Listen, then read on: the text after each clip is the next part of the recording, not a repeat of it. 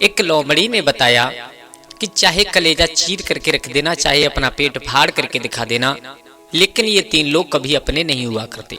जी हाँ दोस्तों, नमस्कार, स्वागत है आप लोगों का एक बार फिर आपके अपने गजब ज्ञान यूट्यूब चैनल में। दोस्तों आज हम हाजिर हुए हैं आप लोगों के सामने एक बड़ी ही प्यारी और अलौकिक कहानी लेकर के। ये कहानी हमें और आपको बहुत कुछ शिक्षा प्रदान करके जाएगी, बहुत कुछ सिखा करके जाएगी। बस आपसे निवेदन है, कहानी को पूरा जरूर सुनिएगा। दोस्तों प्राचीन काल की बात है, अंग देश में एक राजा निवास किया करता था। बड़ा ही प्यारा राजा था और उसके 3 पुत्र थे, लेकिन तीनों बेटाओं में एक अंतर था कि जो राजा था वो राजा अपने तीनों पुत्रों में जो सबसे छोटा बेटा था उस बेटा को थोड़ा मंद बुद्धि समझाया करता था। वो हमेशा यही सोचता था कि ये थोड़ा मंद बुद्धि है और ये कुछ नहीं कर पाएगा अपने जीवन में। लेकिन उसने क्या करके दिखाया, आइए जानते हैं इस कहानी के माध्यम से। बस आपसे निवेदन है कि एक वीडियो को एक प्यारा सा लाइक देकर के कमेंट बॉक्स में हर हर महादेव जरूर लिखिएगा। तो दोस्तों उस राजा के यहाँ पर एक बाग था और उस बाग में एक ऐसा पेड़ था जो उस पेड़ पर सोने के फल आया करते थे, सोने के फल लगा करते थे। तो एक दिन आकर के जो बाग का रखवाला था उस रखवाले ने कहा, महाराज जो हमारे बाग में एक सोने का पेड़ है उस पेड़ से एक फल चोरी रोजाना हो जाता है। तो राजा ने कहा, तो आप क्या सोते रहते हो? बोले नहीं महाराज, लेकिन पता नहीं चलता है कौन आता है, कैसे आता है और क्यों ले जाता है वो। तो राजा ने अपने सबसे बड़े बेटे को भेजा और उससे कहा कि जाइए और जाकर के बगिया में देखिएगा कि कौन वो चोर है जो हमारे बाग से और उस सोने के फल को तोड़ करके ले जाता है। तो वो राजा का कुंवर, बड़ा राजकुमार, बगिया में पहुंचा। बगिया में पहुंचने के बाद रात्रि के समय जब आधी रात के बाद समय होने लगा तो उसे नींद आने लगी, वो सो गया। अब जब वो राजकुमार सो जाता है तो उसी समय पर वो फल चोरी हो जाता है। मेरे भैया 2-4 दिन उस बड़े राजकुमार ने उस बगिया की रखवाली की, लेकिन वो चोर को नहीं पकड़ पाया। अब 2-4 दिन बाद राजा ने बड़े राजकुमार को बुला करके पूछा, कहो क्या हुआ, चोर को पकड़ा या नहीं पकड़ा? तो उसने साफ मना कर दिया। अब उसने बीच वाले लड़के को भेजा। तो ठीक उसी प्रकार जैसे बड़ा राजकुमार के साथ में हुआ था उसी प्रकार आधी रात्रि के बाद में वो सो जाता है। उसी समय जो कोई आता था वो चोर फल लेकर के चला जाता था। मेरे भैया बीच वाले राजकुमार को भी राजा ने बुला लिया। बुलाने के बाद में राजा उदास बैठे हैं, पता नहीं हमारे यहाँ पुत्र कैसे हैं जो उनसे एक चोर नहीं पकड़ा गया, जो हमारी ही बगिया से, हमारी ही बगिया में घुस करके सोने का फल तोड़ करके ले जाता है। तब तक वहां छोटा राजकुमार आ जाता है जिसे राजा मंद बुद्धि समझा करते थे, बुद्धू समझा करते थे। उसने आकर के कहा, पिताजी आप उदास कैसे बैठे हैं? तो सारा हाल बताया। उसने कहा, ठीक है उस चोर को हम पकड़ेंगे। राजा को थोड़ी सी हंसी आई, विचार करने लगा, मेरे इतने बुद्धिमान 2 बड़े लड़के थे, उन्होंने नहीं पकड़ पाया तो तुम्हारी क्या हिम्मत है जो तुम उस चोर को पकड़ोगे? उसने कहा, ठीक है पिताजी आपकी आज्ञा है और तो हम उस चोर को जरूर पकड़ेंगे। राजा ने कोई ऐसा विचार नहीं किया, उसने यही विचार किया कि जब मेरे बड़े बेटे नहीं पकड़ पाए तो ये काशी क्या पकड़ पाएगा। लेकिन जो छोटा राजकुमार था वो बगिया में गया। उसने माली से कहा, माली आप ये बताइए पूरी रात जागते हो या दिन में जागते हो? बोले भैया मेरे दिन के समय बगिया की रखवाली करता हूँ, रात्रि के समय नींद आ जाती है। बोले ठीक है आज दिन में मैं सो रहा हूँ, रात्रि के समय में जागूंगा। मेरे भैया आधी रात के बाद में उस राजकुमार ने क्या देखा, उस बगिये में एक सोने का तोता आया है और वो सोने का तोता आया, उसने आकर के उस सोने के जो फल आते थे उस पेड़ पर, उसमें से एक फल तोड़ा, उड़ गया। राजकुमार समझ गया, बोले यही एक तोता ऐसा है जो हमारी बगिया से चोरी करके ले जाता है। अब राजकुमार को सब मालूम पड़ गया। दूसरा दिन हुआ, दूसरे दिन जाकर के राजकुमार ने उस पेड़ के चारों तरफ और एक जाल बिछवा दिया और जैसे ही उस जाल को बिछाया, उस जाल में आकर के दूसरी रात्रि के समय राजकुमार जाग रहा है, माली सो रहा है और वो तोता आया रोजाना की तरह फल तोड़ करके उड़ करके चला, उसी समय उस जाल में फंस गया। अब जब जाल में फंसा तो राजकुमार ने उसे पकड़ लिया। राजकुमार ने उसे पकड़ा। अब वो तोता मिन्नतें करने लगा, मनुष्य की भाषा में, इंसान की भाषा में बात करने लगा। बोले राजकुमार अगर तुम मुझे छोड़ दोगे तो मैं तुम्हें बहुत ज्ञानवर्धक बातें बताऊंगा। तो उसने कहा, बताइए क्या बताना चाहते हो? बोले सबसे पहली बात तो ये है कि कभी भी अनजान व्यक्ति पर भरोसा नहीं करना चाहिए। बोले बिल्कुल सही है। बोले दूसरी बात और बताऊंगा, अगर आप मुझे थोड़ा सा ढीला कर दो तो। राजकुमार ने जैसे ही ढीला किया उसी समय वो तोता उड़ गया हाथ से और एक डाली पर बैठ करके कहा है, मैंने तुमसे पहले ही कहा था कि अनजान पर कभी भरोसा नहीं करना चाहिए, लेकिन फिर भी तुमने मुझे पर भरोसा किया। अब उस राजकुमार के हाथ में उस स्वर्ण तोता के यानी जो सोने का तोता था उसका एक पंख बचा है और उसी पंख को लेकर के अपने पिता के दरबार में पहुंचा। पिताजी के दरबार में पहुंचा है तो पिता को सारा हाल बताया। बोले पिताजी, हमारी बगिया से एक सोने का तोता आता है, वही उस फल को तोड़ करके ले जाता है। पिता को बहुत खुशी हुई। अब उस पिता ने छोटे राजकुमार से कहा, ठीक है बेटा, तुमने बहुत सुंदर काम किया है। अब जो सबसे बड़ा राजकुमार था उसको बुलाया। उसको बुला करके कहा कि देखिए तुम्हारे छोटे भाई ने कितना अच्छा काम किया है, जो उसने पता लगाया है कि हमारे बगिया से सोने का फल कौन ले जाता है, और वो एक सोने का तोता है। आप जाइए उस सोने के तोता को पकड़ करके लेकर के आइए। वो राजकुमार चला। अब जैसे ही राजकुमार चला बड़ा, तो उसे रास्ते में एक लोमड़ी मिली है जो एक पेड़ की छाया में बैठी हुई है। वहीं पर जाकर के बड़े राजकुमार ने अपना आसन बिछाया, वहीं पर लेट गया। तो उस लोमड़ी ने कहा, राजकुमार तुम सोने का तोता ढूंढने के लिए जा रहे हो? बोले हाँ। बोले हम तुम्हें उस जगह पर पहुंचा देंगे जहां पर तुम्हें वो स्वर्ण तोता मिलेगा, लेकिन तुम्हें एक काम करना होगा। बोले क्या? बोले तुम्हें काम ये करना होगा कि तुम यहाँ से ठीक उत्तर दिशा में चले जाओ और आगे चल के तुम्हें दो महल दिखाई देंगे। एक तो बहुत सुंदर महल है और एक फूटा हुआ महल है, टूटा फूटा पड़ा हुआ है। लेकिन तुम्हें उस सुंदर महल की सुंदरता देख करके उसमें अंदर नहीं जाना है, तुम्हें उस टूटे फूटे महल में घुस जाना है और उसी टूटे फूटे महल में तुम्हें वो तोता जरूर मिल जाएगा। बोले ठीक है। वो बड़ा राजकुमार उस लोमड़ी की बात मान करके चलता चला गया। ठीक उसी जगह पर पहुंच गया जिस जगह का पता उस लोमड़ी ने दिया था। जाकर के देखा है तो एक तरफ बहुत सुंदर महल है और एक तरफ वही टूटा फूटा जो पुराना महल बताया था। तो उस राजकुमार ने उस नए महल यानी जो सुंदर महल था उसकी चकाचौंध ने उस राजकुमार को अंधा कर दिया। अब उसके दिमाग में विचार आया, बोले ये लोमड़ी पागल है जो उसने इस टूटे फूटे महल में घुसने के लिए बता दिया। अरे तोता होगा सोने का तो इस सुंदर भवन में होगा ना, इस सुंदर सराय में होगा, यहाँ इस टूटी फूटी सराय में क्या कर रहा है? वो उस सराय में घुस जाता है। दोस्तों अंदर पहुंचा तो अंदर का तो नजारा ही कुछ अलग था। उसमें वैश्याएं नृत्य किया करती थी, उसमें सब लोग थे, बड़ा सुंदर वातावरण था और बहुत सुंदर सुंदर सुगंध आ रही थी। बहुत सुंदर था वो सराय अंदर से। उसी में जाकर के वो बड़ा राजकुमार विरम गया यानी रुक गया। अब 2, 4, 6, 8, 10 दिन व्यतीत हुए। उस राजकुमार को नहीं ध्यान है कि हमें कहाँ जाना है, हम किस मकसद से निकल करके आए थे।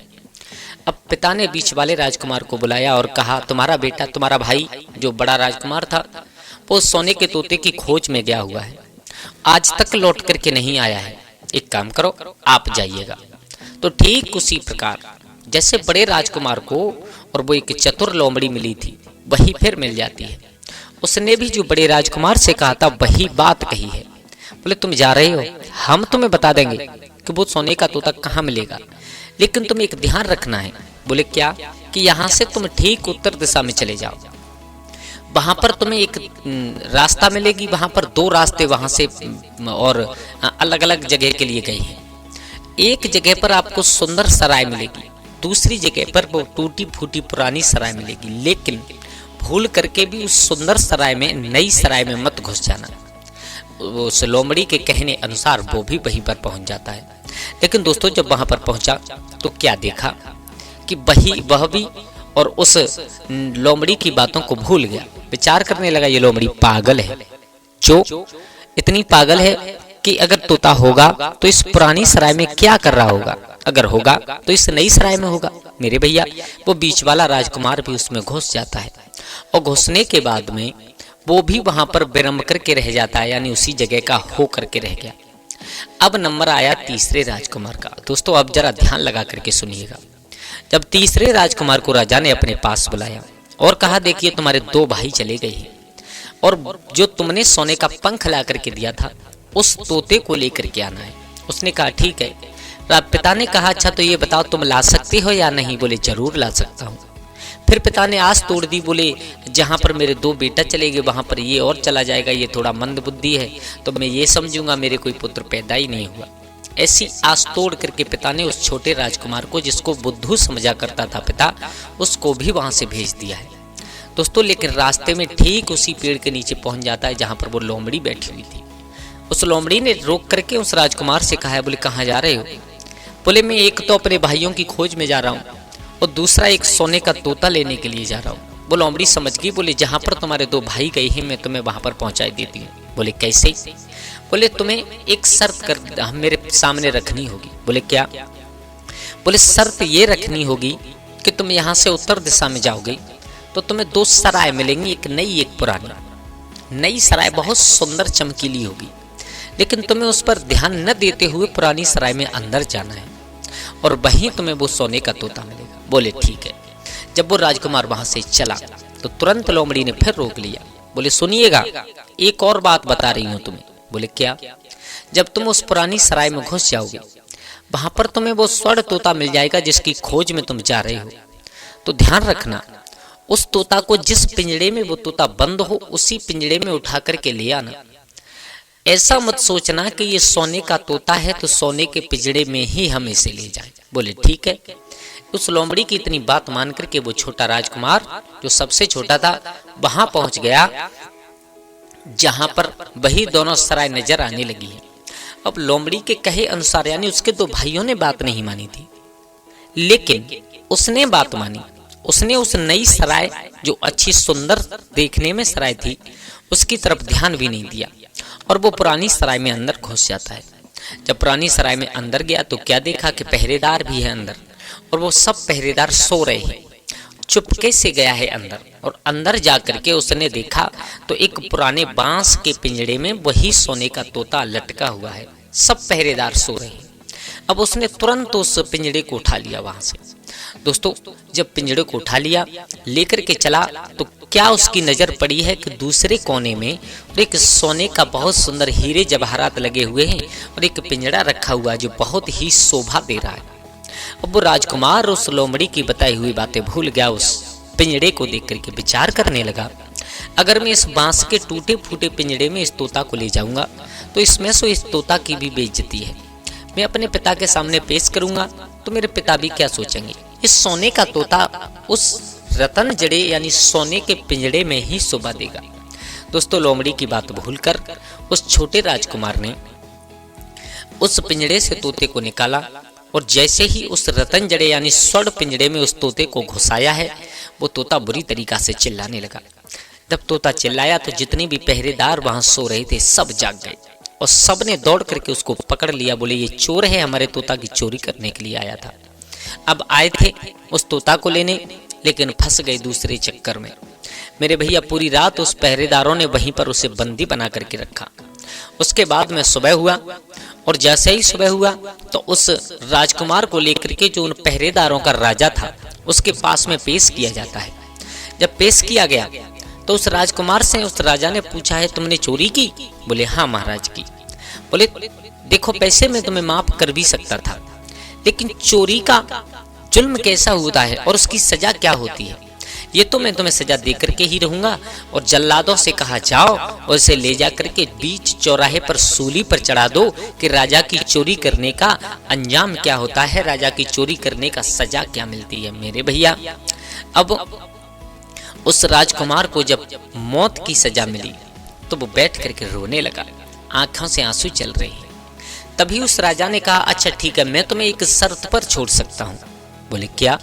बोले मैं तुम्हें इस शर्त पर छोड़ सकता हूँ अगर तुम मेरा एक काम करो तो। बोले कहो महाराज, एक नहीं मैं तुम्हारे दो काम करूंगा, लेकिन आप मुझे छोड़ दीजिएगा। उसने कहा देखो यहाँ से दक्षिण दिशा में, यहाँ से थोड़ा सा दक्षिण दिशा में और हमारा एक पड़ोसी राजा रहता है। अब वो राजकुमार चुपचाप सुन रहा है और उसके घर में एक सोने का घोड़ा है और वो इतनी तेज दौड़ता है, इतनी तेज दौड़ता है कि उसके ऊपर जो कोई बैठ जाए उसे फिर कोई पकड़ नहीं सकता। अगर तुम उस सोने के घोड़े को ला करके मुझे दे दो तो मैं तुम्हारी सूली की सजा माफ भी कर दूंगा और इस सोने के तोते को तुम्हें उपहार में दे दूंगा।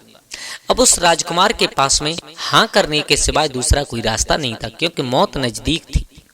उसने कहा ठीक है महाराज, मैं तुम्हें ला करके उस स्वर्ण घोड़े को जरूर दूंगा। कुछ सिपाहियों को साथ में भेज दिया जाओ, ये कहीं भाग ना जाए। मेरे भैया, अब सिपाही उस राजकुमार को लेकर के चले हैं उस दिशा की तरफ जिस दिशा में उस राजा ने बताया था कि मेरा पड़ोसी राजा रहता है। एक दोपहरी हो गई पूरी चलते चलते। एक पेड़ के नीचे जब सिपाही लोग उसे बंदी बना करके पेड़ से बांध करके सो जाते हैं, जब आंख लगी तो उसी समय उस राजकुमार बैठा रो रहा है। बोले आज नहीं तो कल, कल नहीं तो परसों मुझे मरना है, क्योंकि जब मैं उस सोने के घोड़े को नहीं ला पाऊंगा तो ये राजा मुझे मार देगा। उसी समय वही लोमड़ी, कौन, जिसने रास्ता बताई थी, वही लोमड़ी प्रकट हो जाती है।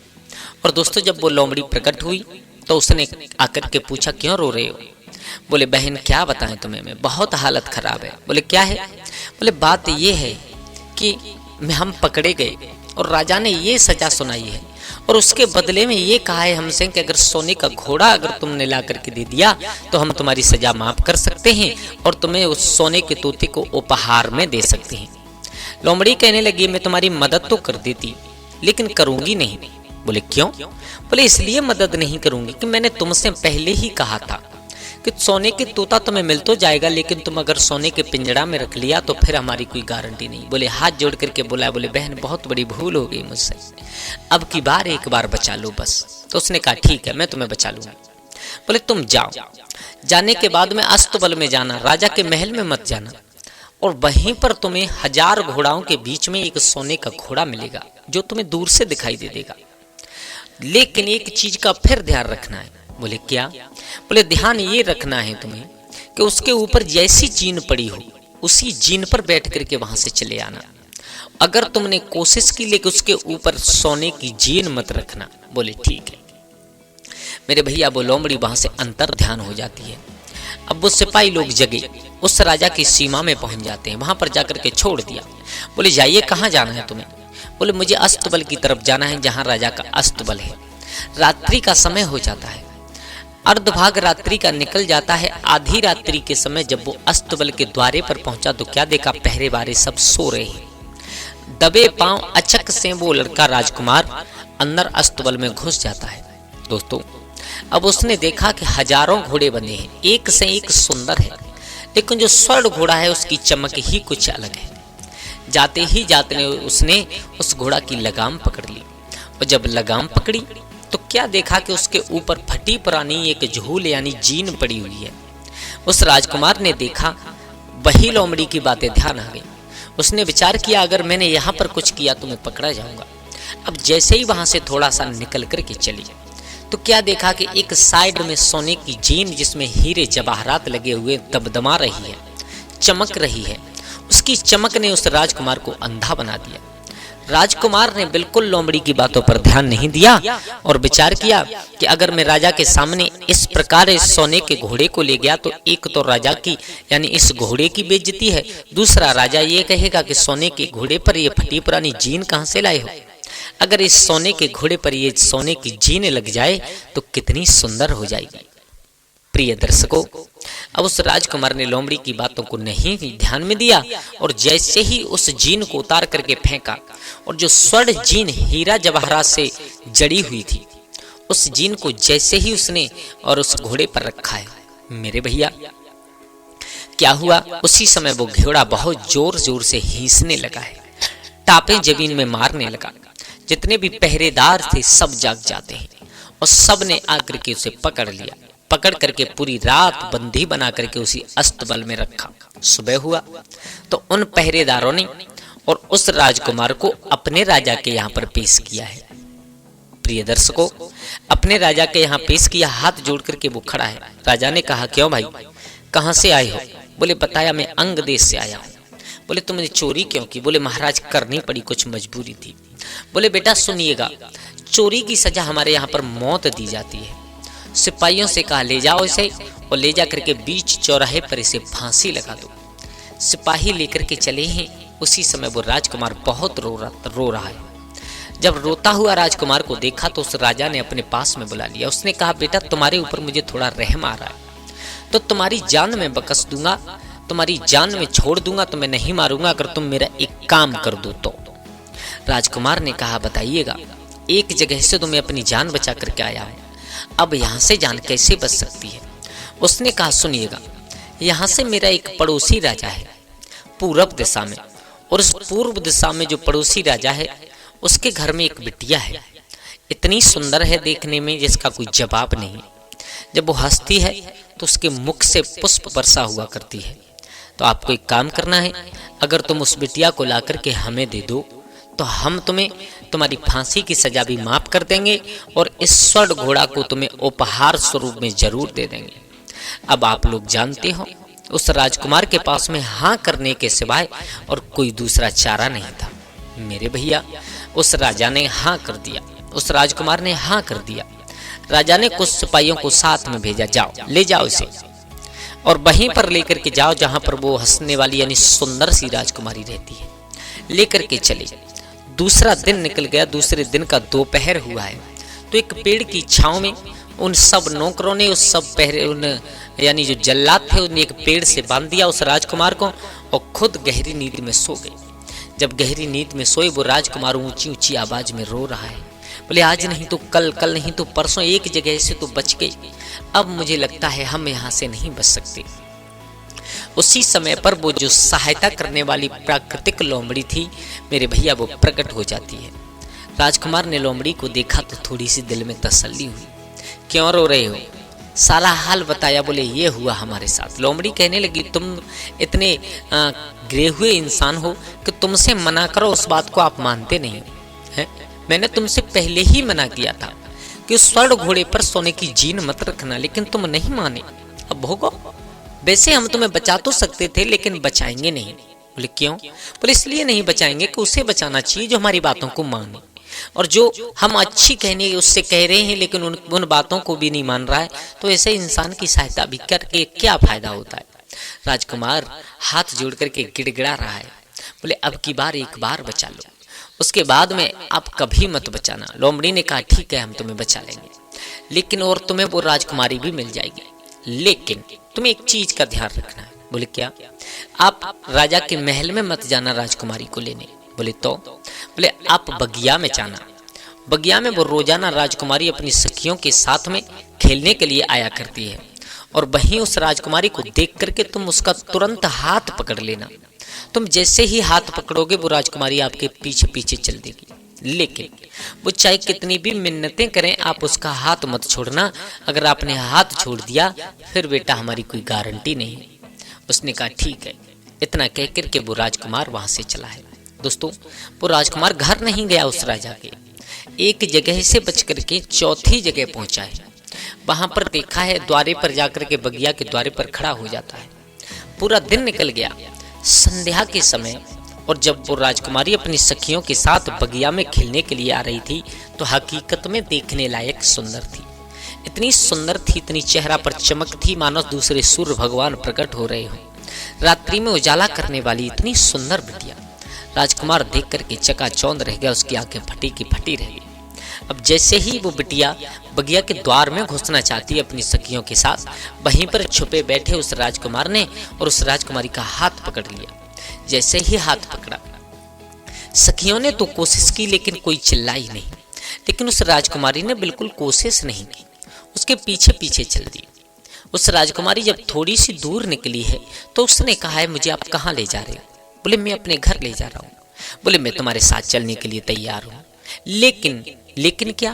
बोले आखिरी वक्त जाते समय, अच्छा आप भी जानते हो मेरे माँ बाप ने मुझे पाल पोस करके इतना बड़ा कर दिया, और अगर मैं उन्हें बिना बताए यहाँ से चली गई तो माँ बाप के दिल पर क्या बीतेगी।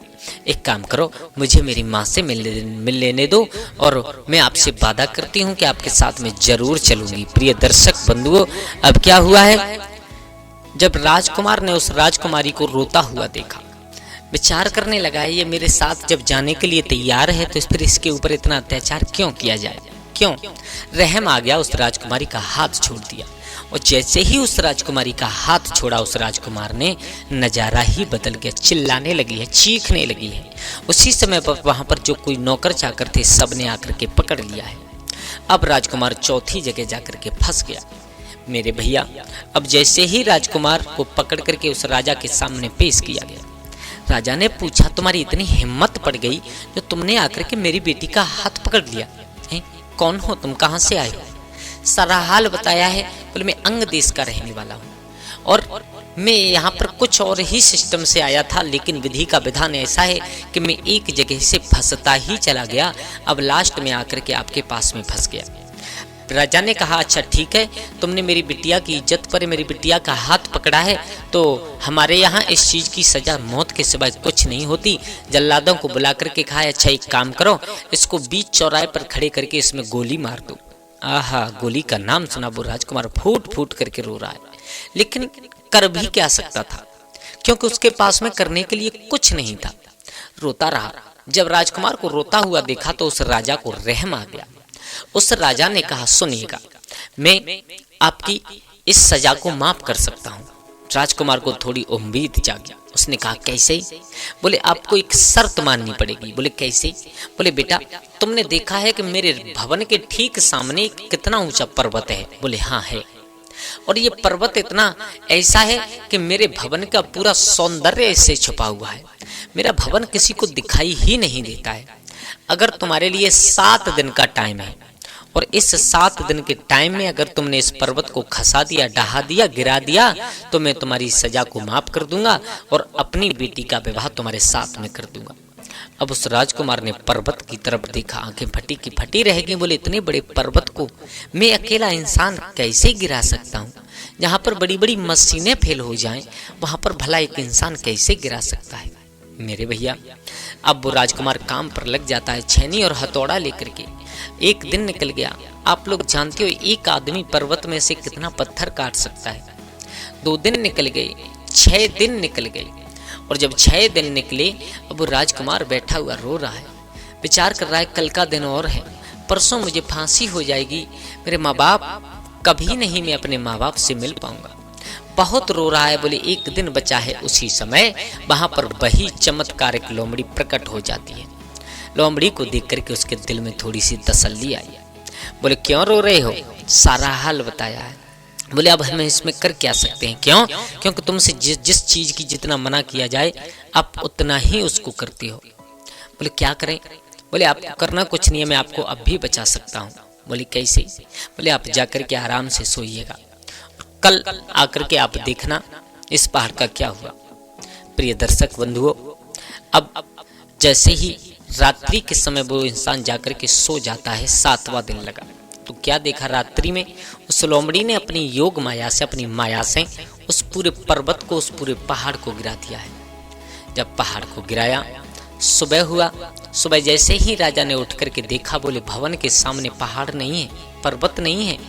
बहुत खुश हुआ, इतना खुश हुआ कि सोते हुए उस राजकुमार को उठवा करके बीच राजसभा में उसकी पलंग को लिटवा दिया है। और जैसे ही राजकुमार की आंख खुली तो क्या देखा कि राज दरबार में लेटा है। सोया था एक महल में, लेकिन लेटा है राज दरबार में। देखा तो चारों तरफ फूलों से स्वागत हो रहा है। उस राजा ने अपनी बेटी का विवाह उस लड़के के साथ में कर दिया। अब जब लड़के के साथ में विवाह कर दिया, उसको लेकर के वो राजकुमार वहां के लिए चला है जहां पर वो सोने का घोड़ा था। मेरे भैया, अब बीच रास्ते में लोमड़ी मिल जाती है। लोमड़ी से कहा, बहुत बहुत धन्यवाद है आपका, जो आपने इतनी मुसीबत से हमें बचा लिया।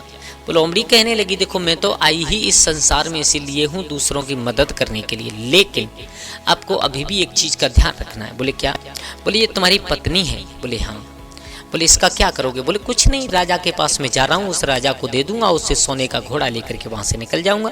बोले, बिल्कुल नहीं। बोले, क्यों? बोले, इसलिए नहीं कि जिसके साथ में शादी हो जाए, जीते जी मरते दम तक उसका साथ निभाना चाहिए। अब आप अंदाज लगाओ, आपके साथ में विवाह हुआ, तुम किसी राजा को दे दोगे तो तुमसे बड़ा कायर इस संसार में कौन होगा? उसने कहा, ठीक, बात तो सही है। अच्छा, तो बहन एक काम करो, ऐसी कोई युक्ति बताओ जो मुझे वो सोने का घोड़ा भी मिल जाए और ये स्त्री भी मेरे पास में ही बनी रहे। उस लोमड़ी ने कहा, सुनिएगा, हम बताते हैं आपको। जब आप इस स्त्री को लेकर के राजा के दरबार में पहुंच जाओ, इसकी सुंदरता को देख करके वो राजा इतना पागल हो जाएगा कि वो राजा आपसे कहेगा कि इसे मुझे दे दीजिएगा। आप अपनी शर्त रखना। क्या? आप कहना को सोने के घोड़े को मेरे पास में बुलाइएगा, और जब घोड़ा आपके पास में आ जाए, एकदम से इस लड़की का हाथ पकड़ करके आप कूद करके उस घोड़े पर बैठ जाना। फिर कोई से घोड़े में इतनी ताकत नहीं है जो उस घोड़े को दौड़ करके पकड़ सके, वहां से निकल जाना। बोले, ठीक है। उस लोमड़ी के सिखाए अनुसार जैसे ही राज दरबार में पहुंचा, जिस राजा ने उस राजकुमारी को मंगाया था, बहुत खुश होता है। बहुत खुश होने के बाद उसने कहा, सुनिए, अगर आप इस राजकुमारी को ले आए हो तो अपना घोड़ा यहाँ से लेकर के जाना, इस राजकुमारी को मेरे हवाले कर दो। उसने कहा, महाराज, पहले आपने शर्त लगाई थी, लेकिन इस बार अपनी शर्त होगी। बोले, क्या? आप जो हमें उपहार देना चाहते हैं, उस स्वर्ण घोड़े को हमें देना चाहते हैं, उस स्वर्ण अश्व को आप पहले मंगाइएगा, उसके बाद में हम आपको इस राजकुमारी को सौंप देंगे। मेरे भैया, राजा के कहे अनुसार उस सोने का घोड़ा मंगाया जाता है। जब घोड़ा पास में था, उसके ऊपर सोने की जीन कसवाई जाती है। सोने की जीन कसवाने के बाद में राजकुमार, जो उस राजकुमारी का हाथ पकड़े खड़ा था, एकदम से कूद करके घोड़े पर बैठ जाता है। झटका मार करके उस राजकुमारी को भी घोड़े पर बैठा लेता है, वहां से निकल जाता है। इतना तेज दौड़ता है कि पवन वेग उनहार से वो घोड़ा वहां से निकल जाता है। जितने राजा के घुड़सवार उसके पीछे पड़े, सब देखते ही देखते कोसों मीलों पीछे रह जाते हैं। अब आगे पहुंचा कहां पर? अब तो लोमड़ी तो रास्ते में नहीं मिली। अब वहां पर पहुंचा जहां पर सोने का घोड़ा देना था और वो सोने का तोता लेना था। मेरे भैया, उस राजा के दरबार में पहुंचा। राजा ने देखा, वाह, तुम तो बहुत होशियार हो, तुमसे मंगाया था सोने का घोड़ा लेकर के राजकुमारी और साथ में आयो। अच्छा भैया, हमको आपकी राजकुमारी से कोई मतलब नहीं है, आप इस सोने के घोड़े को हमें दे दीजिएगा, आप उस सोने के तोते को लेकर के चले जाइए यहाँ से। मेरे भैया, उस राजकुमार ने कहा, महाराज, पहले आपने शर्त लगाई थी, इस बार मेरी शर्त है, ये स्वर्ण अश्व आपको तब मिलेगा, सोने का घोड़ा जब मिलेगा, जब आप उस सोने के तोते को और सोने के पिंजड़े में रखवा करके मेरे पास में लाइएगा। उस सोने के घोड़े की चकाचौंध ने उस राजा को अंधा बना दिया था। उसने इशारा दे करके अपने नौकरों को और जो सोने का तोता था उसे अपने पास में मंगवाया है।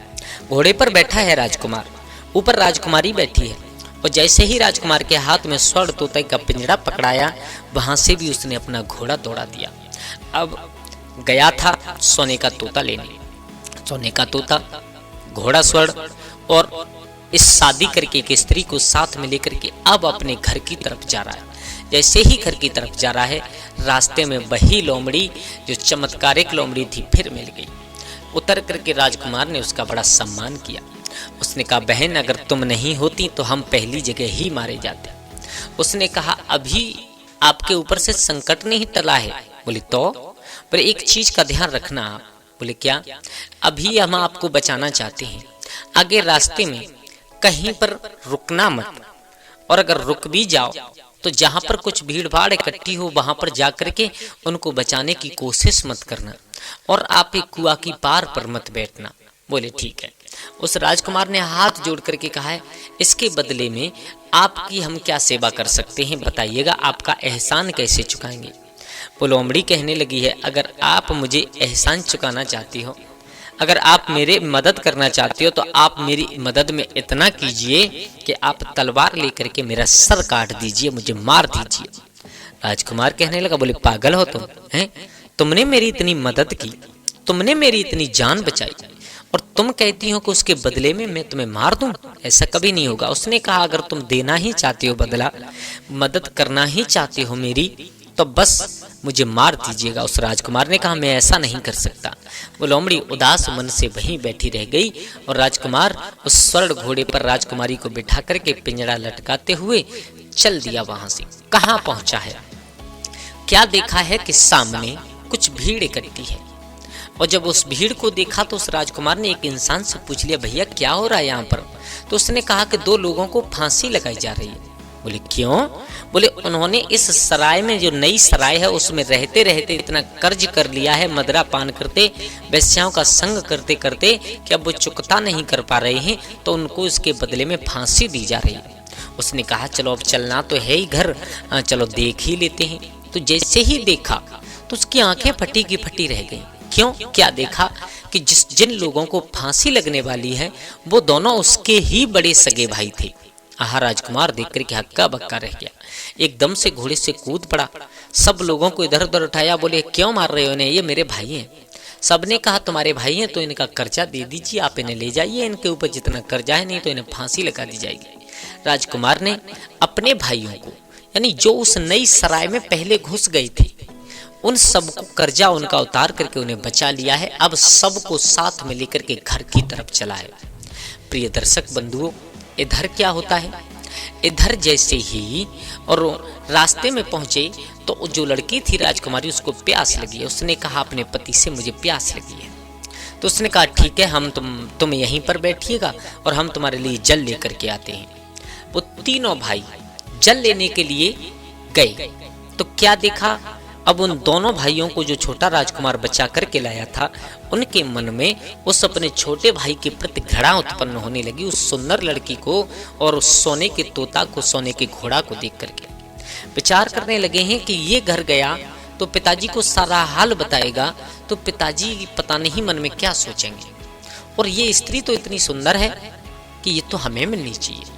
उसी समय कुएं पर पानी भरते समय उन दोनों अभागे भाइयों ने उस राजकुमार में धक्का दे दिया और उसे कुआं में डाल करके चले आए। आकर के उस राजकुमारी को जबरदस्ती घोड़े पर बिठा लिया, सोने के घोड़े पर। जो स्वर्ण तोता था उसको भी उठा लिया पिंजरे को। घर पहुंचे। घर जाने के बाद जैसे ही राजा ने देखा मेरे बेटा जो सोने का तोता मंगाया था वो आ गए दोनों, और एक स्त्री को भी साथ मिलाए, साथ में घोड़ा को भी लेकर के आए। बड़ा स्वागत किया, सम्मान किया उनका। फिर राजा ने विचार किया मेरा छोटा बेटा भी गया था। फिर विचार करने लगे वो पागल था, मंद बुद्धि था, कहीं मर गया होगा जाकर के, किसी ने कोई ध्यान नहीं दिया। लेकिन वो तोता ने भी उस दिन से दाना खाना बंद कर दिया, उस घोड़े ने भी चारा पानी सब कुछ बंद कर दिया, और वो राजकुमारी तो बहुत रोती है, इतना रोती है जिसका कोई जवाब नहीं है। दोस्तों उधर तो खुशी खुशी वो लोग रह रहे हैं, लेकिन वो राजकुमारी, सोने का घोड़ा, सोने का तोता बहुत दुखी है। इधर इधर एक व्यापारी उसी कुआं के पास से निकला है, तो उसने जैसे ही पानी उस कुआं में भरने के लिए अपनी डोर फंसाई है, उसी समय उस लोटा डोर को पकड़ करके वो राजकुमार ऊपर आया। राजकुमार जैसे ही ऊपर आया उसी समय पर वो लोमड़ी वहां पर फिर प्रकट हो जाती है। उसने कहा मैंने तुमसे मना किया था ना, लेकिन तुम नहीं माने हैं, अब जाओ अपने घर, अब सब कुछ सही होगा मेरे भैया। लेकिन जब वो राजकुमार चला तो लोमड़ी ने फिर हाथ जोड़ करके कहा अगर आप जाना चाहते हो, मेरा एहसान चुकाना चाहते हो, अगर आप मेरी कुछ मदद करना चाहते हो तो आप मुझे मार दीजिएगा। उस राजकुमार ने कहा नहीं, अच्छा ये बताओ आप हो कौन? बोले वो मैं आपको बाद में बताऊंगी। अच्छा एक काम करो, आप अपने घर जाइए, पहले घर जाने के बाद आप दोबारा मेरे पास में आना, तो मैं तुम्हें बताऊंगी मैं कौन हूँ। मेरे भैया वो राजकुमार घर गया। घर जाने के बाद पिता ने देखा तो पिता को न तो खुशी हुई न कोई गम हुआ, क्योंकि विचार किया मंद बुद्धि है, आ गया कहीं से वापस। लेकिन जैसे ही तोता ने देखा चिल्लाने लगा, घोड़ा हींचने लगा है। राजकुमारी खुशी से दौड़ करके आई, उसके गले से लग गई। अब राजा को सारा हाल मालूम पड़ा। राजा को मालूम पड़ गया कि जिसे मैं मंद बुद्धि पागल समझा करता था, और वो तो इतना चतुर निकला कि वो इतने काम करके लेकर के आया है, और जिनको मैं चतुर समझता था वो इतने गद्दार निकले कि अपने भाई को ही खुद कुएं में डाल करके चले आए। राजा ने दोनों भाइयों को, बड़े जो भाई थे जिन्होंने छोटे भाई को धोखा दिया था, पकड़ करके कैद खाने में डलवा दिया है। अब धीरे धीरे समय निकला है। अब उस छोटे राजकुमार को उस लोमड़ी की याद आई है, तो उस लोमड़ी से मिलने के लिए चला है। उसी पेड़ के नीचे उदास अवस्था में वो लोमड़ी बैठी है। उस राजकुमार ने कहा है कहो बहन मैं तुम्हारी क्या मदद कर सकता हूँ, कुछ तो बताइएगा। तो लोमड़ी ने फिर वही कहा कि आप मुझे मार दीजिए और कुछ नहीं चाहिए हमें। उस राजकुमार ने आज पीछे पड़ के रह गया, अब तुम ये बताओ तुम हो कौन और तुम मरना क्यों चाहती हो। दोस्तों वीडियो ज़्यादा लंबा होने के कारण अब आपको अगले भाग में हम जरूर बताएंगे कि वो लोमड़ी कौन थी और उसने उस राजकुमार की मदद क्यों की और वो उस राजकुमार के हाथों से मरना क्यों चाहती थी। तो दोस्तों कैसी लगी आप लोगों को हमारी ये कहानी? अगर अच्छी लगी हो तो प्लीज़ कमेंट बॉक्स में हर हर महादेव लिख करके और वीडियो को अपने दोस्तों और परिवार के साथ में शेयर जरूर करें और चैनल को सब्सक्राइब जरूर करें। धन्यवाद।